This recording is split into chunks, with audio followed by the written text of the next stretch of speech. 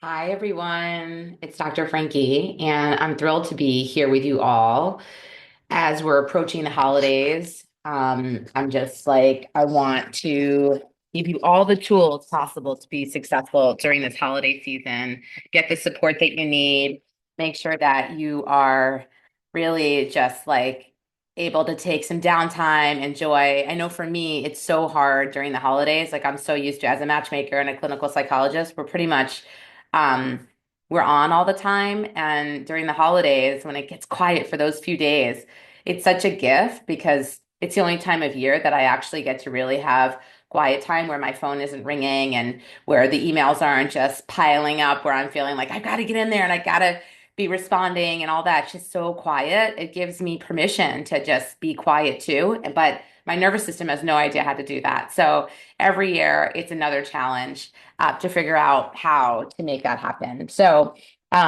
anyway, I'm getting better with time, and I think many folks who follow me can definitely relate to that experience as we're, professionals and we're busy in the world, and it's hard to slow down our systems. So that's my goal this year is to figure out how to really kind of enjoy it, and because by day two, I'm like, all right, I got to get back in. We gotta I got people to match. I've got people to support and things like that. So I really want to enjoy it, and I hope that you all can enjoy it as well. For those of you that are new to my channel, I'm a clinical psychologist with over 2 decades of experience. I'm also a professional matchmaker who's a CEO of Little Gay Book and Little Black Book Matchmaking. So if you're out there searching, maybe you're not searching because people are so over the dating apps and they're frustrated and they're finding that they're kind of, it feels like a fruitless mission. Then you should definitely get into our database, into our network. If you're LGBTQ plus, you're part of that community, get into our network at littlegaybook.com. If you're straight, definitely visit Little Black Book Matchmaking, fill out a profile, it'll take 2 minutes. If you're curious about actually becoming a client, learning more about what it entails to become a matchmaking client, feel free to book a call with us. We love talking all about the ways in which we successfully match our clients and give you a sense of what to expect. And for a lot of people, it's unfamiliar. So we would be happy to get you more informed and answer your questions. And subscribe to my channel. I'm here every week, usually on Thursdays, and I'm talking about an important topic and related to anything interpersonal. So dating, romance, relationships, communication, how to fight, right? How to be successful in relationships, whether it be romantic, familial, friendships, things like that. So thanks for supporting me, and I look forward to hearing from you. So definitely post comments, ask questions, any suggestions. If there's topics that I haven't covered or topics I have covered and you want to hear more about it, definitely let me know. And without any further ado, let's just jump in. Today, I'm going to be talking about how to make sure your relationship survives the holidays. As the days get darker in the Northern Hemisphere, we enter the gauntlet of the holidays. It's a period that feels frenetic and also like it lasts forever for some. In some ways, this is a time of connection and joy for many of us. In others, it's extremely stressful. It can also feel like a kind of trial by fire for relationships, especially if you're planning on bringing someone home for the holidays or introducing them to your family. Today, I want to recommend, in order to set up your relationship up for success this season, I have some things to recommend for you. Of course, I'm always trying to give you tools, tips, tricks, things like that. Be gentle with each other. The holidays are an intense and complicated time for many of us, especially queer people. Even for those of us who spend the holidays with loving family and friends and have no complex history with this sort of thing. And this year, our family of origin, we're all connected. We're anticipating it's going to be successful. The season can be exhausting. And in the Northern Hemisphere, it can be dark and cold. And for those of you that know me, I don't love shorter days. And, by 4:45, 5 o'clock, it's dark.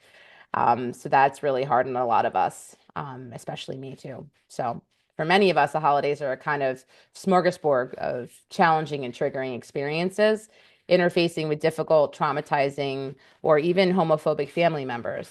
So confronting celebrations centered around food, despite eating disorder history, for example, navigating copious amounts of alcohol at parties or dinners while in recovery, dealing with gendered and relational expectations as queer and trans people at social gatherings, and potentially bringing home queer partners. And that's before even getting into travel or juggling work schedules. If we aren't spending the holidays with others because we can't or choose not to, that also opens up to its own emotional minefields. For some of us, holidays are potent grief anniversaries or reminders of people we've lost. You and your partner likely can't fix all of these issues single-handedly, but what you can do is choose from the outset to be kind to each other and make these experiences as bearable as possible. Talk ahead of time, if possible, about what you find difficult about this time of year so you can be sensitive to the other person's needs.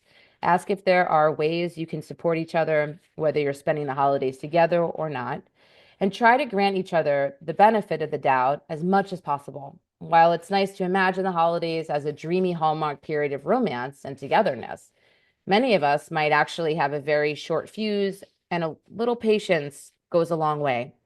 Get on the same page about family and travel. Even for couples who have been together for 20 years, negotiating who spends which holiday where can be very challenging. For newer or less established couples, it can feel extremely daunting. There's no magic bullet here to deciding what to do about family obligations during the holidays. No matter what you choose or how you choose it, it's entirely possible someone will feel hurt or slighted or left out. Someone will feel resentful at having to spend time with people they don't like, and everyone will feel tired, potentially. With that said, it's still important to prioritize actual safety, both physically and emotionally, especially for people of color and queer and trans people. Some family gatherings aren't safe to attend. Don't expect your partner to attend a social event with people who may be harassing or violent toward them. You may also think about whether you want to share space with these family members or friends yourself. Similarly, if your family is home is more than just toxic, but actually abusive, it's more than fair to rethink whether you actually want to spend the holidays there. With all of this in mind, the best plan for dividing up family time for the holidays is whatever you and your partner can agree on.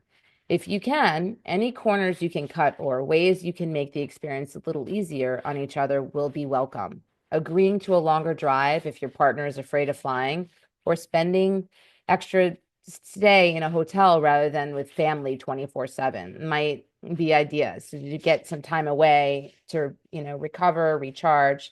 If you're hosting family for the holidays, especially if you and your partner live together, talk seriously about boundaries you're going to uphold while family is in town, and commit to having each other's backs as united front. Plan some intentional reconnection, especially for those of us with larger or geographically distant families. Holidays can often be a time of obligation with a lot of time commitments. For some of us, especially in service industries, the holidays aren't a time of rest and relaxation at all, but the busiest work periods of the year. And all of us have good reason to be at something of a low ebb during these short days and dark nights. If it's possible, you and your partner it's possible you and your partner have no major obligations and are free to spend the holidays curled up by the fire together, kissing under the mistletoe or baking challah together. It's a great idea to use this time to build some of your own holiday traditions together, even if they're small. But if you're pulled in different directions this holiday season, try to find some time and space to be intentional with each other outside of the holiday hustle, even if it's a single night to yourselves or a New Year's Day brunch. The holidays aren't inherently a time of effortless magic and connection, but making the effort to connect with your partner, even when a lot is going on, can make a really, really big difference. So I hope you find a way to enjoy this holiday season, give each other grace, step into love. And I'm thinking of you all. I'm sending kisses and hugs, and I will see you next week.